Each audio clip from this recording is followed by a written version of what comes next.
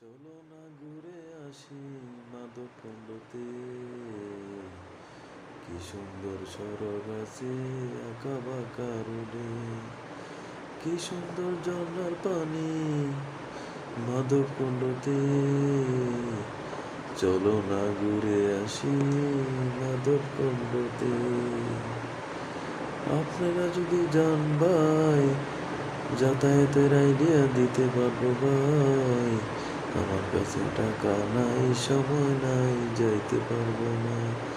আপনারা গেলে আমি আইডিয়া দিতে পারি ভাই।